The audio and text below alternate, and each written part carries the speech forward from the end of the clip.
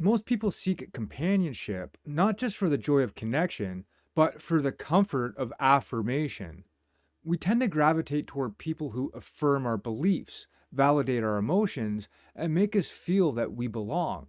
This isn't just about affection or shared interests, it's about psychological security.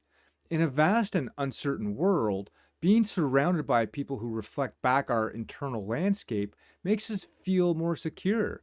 It's comforting to be understood, to feel seen, and to be mirrored. That's why social circles are so often composed of people who think alike, live similarly, and rarely stray from the mental constructs they've unconsciously agreed upon. But when someone begins to walk a different path, when they stop participating in these shared emotional and mental rituals, they create friction, not necessarily through argument or confrontation, but simply through difference. This difference is not usually external. It's not about dress, profession, or habits. It's a difference in presence, in how they see, how they speak, and what they no longer require from others. Their being alone disrupts the quiet contract that underlies most social dynamics. They become unsettling, not by what they do, but by what they no longer do. Most people are drawn to what's familiar. Familiarity reassures us that our way of being is valid, that we are collectively on the right path. When someone no longer needs to be reassured, when they no longer react the way others do or participate in the emotional echo chamber, their very presence becomes a silent challenge.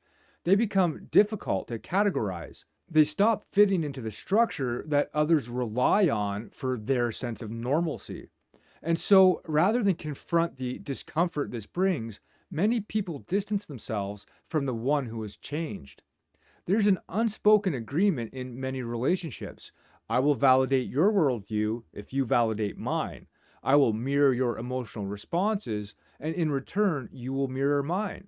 But when one person steps out of this unconscious exchange, when they stop seeking validation, when they no longer need to be right or to be reassured, they are perceived as distant or even cold.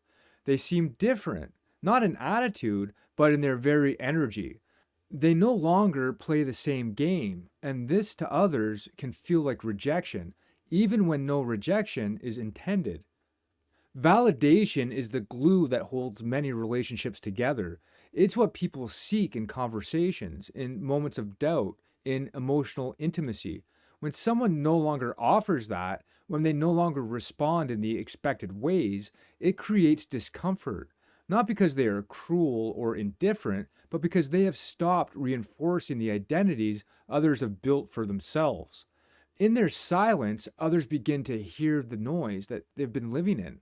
Imagine a group of people gathered together, constantly reflecting each other's struggles, frustrations, and desires.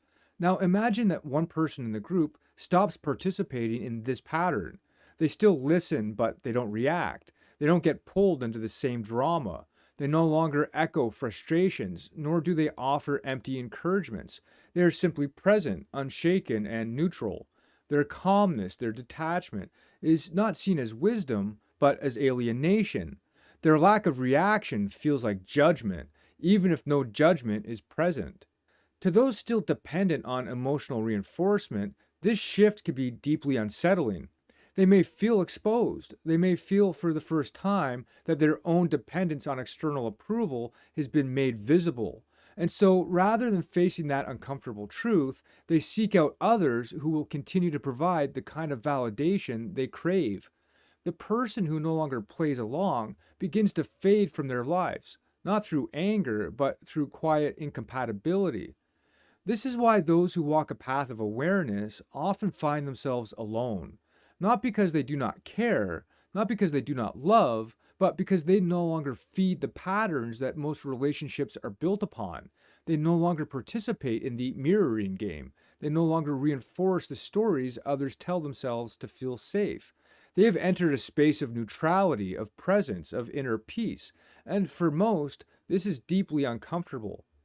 People do not usually seek truth in relationships. They seek comfort. They seek validation, affirmation, and belonging.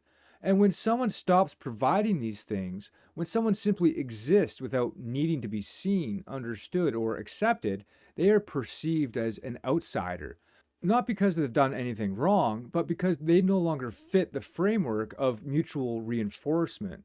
This is a paradox of awakening. The more one sees, the less they need. The more one understands, the less they seek validation. And the less they seek validation, the fewer connections they maintain.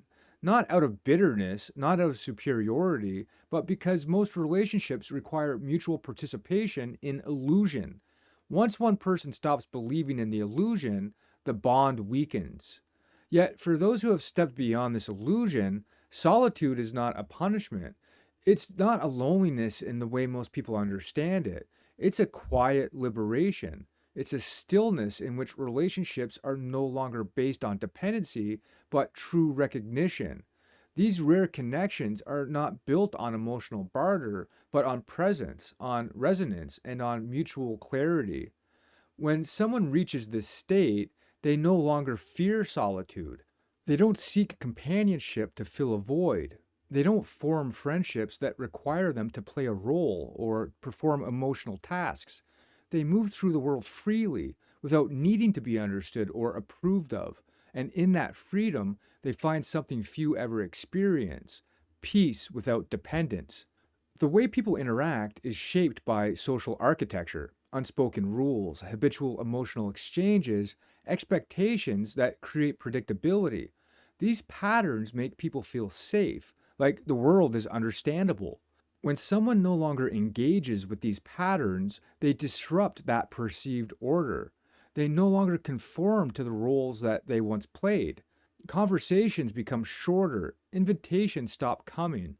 The warmth of familiarity fades, not through conflict, but through subtle distance. This distance isn't resentment. It's the natural consequence of not participating in a shared illusion. Most friendships rely on reinforcement, shared beliefs, shared struggles, shared ways of seeing.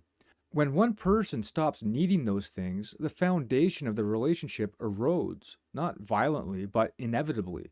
What follows is a profound solitude, not a void to be filled, not a space of lack, but a new kind of existence where interactions are based not on approval, but on resonance, where love isn't obligation and presence doesn't require performance.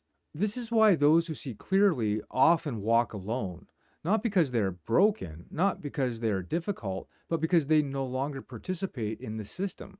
They are not bound by the need to be liked or to be understood. They do not trade in validation or affirmation, and so most relationships built upon those trades fall away. And in their place remains a sacred silence, a peace that does not depend on anyone else, a truth that does not shift with company, a presence that stands on its own.